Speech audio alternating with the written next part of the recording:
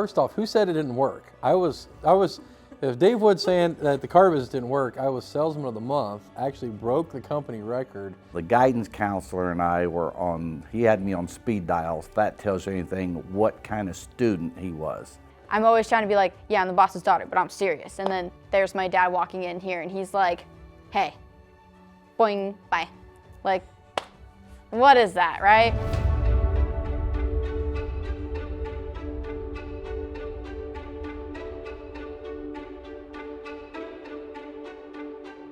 I would say the only thing I really dreamed of was probably being a Jedi Knight and or a professional sports player, but obviously I was too slow for that. So those dreams dashed pretty quickly.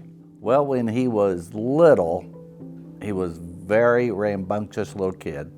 He was into sports all the time, so he was very active. You know, everybody asked me about his Dolphins thing, but I could have pictures and stuff when he was little, and he always carried around a little dolphin, so he's had that ever since he was a little kid. Now, when he became a teenager in high school, it's a whole different story. The guidance counselor and I were on, he had me on speed dial. If that tells you anything, what kind of student he was. And he was very lucky to graduate. Big thank you to his sister. Well, I was in the car business like for 32 years. And you know, Michael got out of high school, and he even tried selling cars. But you just tell, it just wasn't him. It just was not clicking at all. I remember having a talk with him one weekend. I said, you need to find something, because you know, showing up 15, 20 hours a week is not gonna cut it. Especially, you know, after you had Bailey in. I knew I didn't want to stay in the car business, I can tell you that much. But I learned a ton from the car business, especially just, you know, watching my father and the hard work of him going in, handling clients, coming home late. Going from the car business to the mortgage industry, I was playing in a basketball league and with a few guys, and the team we were playing started talking about the mortgage business and, you know, what that entailed. And went and had an interview a week later with him just to kind of learn a little about it, and then made the switch. Went through a 2-week training course, and I'm thinking, you know, there's no way with his attention span, there's no way in the world he's gonna make it through this 2 weeks. His training is over, I talked to him, and you could just see, you know, that light bulb finally went off in that kid's head, and he found something that he could be passionate about. Now he was in his mid-20s by that time. So, you know, it took him a while to grab a hold of life. That's when I got started, like early 2000. So got started there, and it was basically a sweatshop. I always kind of tease everybody, the phone rang enough to take about 18 applications a day, talk to people from New Jersey, Michigan, across the US. Early 2005, 2006, really started to gather information of an idea that, you know, wanted to go out and do my own thing. I felt like I had enough base in the last 6 years prior to know what it could take to be a good company. Obviously there was much still to learn, but I knew that I wanted to take the challenge on to try to do it my own way and go off on my own. Then he, just out of the blue, said he wanted to start his own thing. He asked me what I thought, and he wanted me to quit then, and I said, there's no way. I'm giving up a paycheck every week to start a company. It was scary.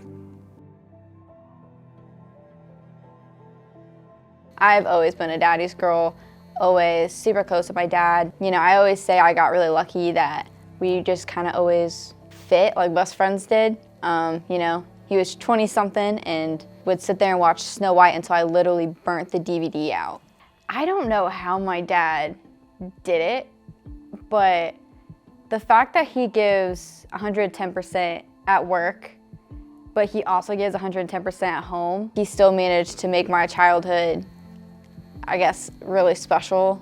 Says a lot about who he is as a person. I guess growing up, I didn't realize how blessed I was to have such a close relationship with my dad. Everybody that's ever heard me tell the story of Bailey and Wood, and, you know, naming it after my daughter, and everyone calls me by my last name, Wood, and I always was with my daughter Bailey, and so we probably heard 100 times, oh Bailey and hey Wood. So it was literally just a play of us, and, you know, when you're putting in those long hours and you're sacrificing certain things, to be able to come home to an 8-year-old, no matter how bad your day was, that, you know, At that time, she may not admit it, but saying that you're her hero and that you love it and that part of it, and her being so excited to just spend time not wanting anything from you, you need that refresher or confirmation that what you're doing is all for the right reasons. I think Dad naming the company after me, it isn't just two old guys. It shows a lot of levels of things, his love for his family, his love for his community here at Whiteland, and all those things. They all kind of combine into one. For me, hiring Dad was probably the single most important thing that could happen with the company, and it was more of emotional, like a personal thing of like every boy grows up, no matter if they want to admit it on camera or not, their father is their hero. And for me, that was the case growing up. I idolized everything my dad did. And a lot of people don't know the car business is a ruthless industry to be in. And there's a lot of great people in the industry, but it can take its toll on you. It was a bad weekend. I was at work and I collapsed and they took me to the hospital. And I remember standing in the hospital with him after the second stroke and knowing that I wanted something better or different for his life. And I said, if you want to do this, now's the time. So I quit the car business and we started, and of course that was right at, I think, 2007. So we started at exactly the worst time ever is when the market hit, the housing industry went kaput, but it's hard work made it. And he's played obviously a huge part in the growth of this company, but it's one of the most rewarding things about it, hands down. We always joke about my start date because I'm I've been here since the beginning. That's my start date. Now, the true story is I didn't want Bailey to be in the industry.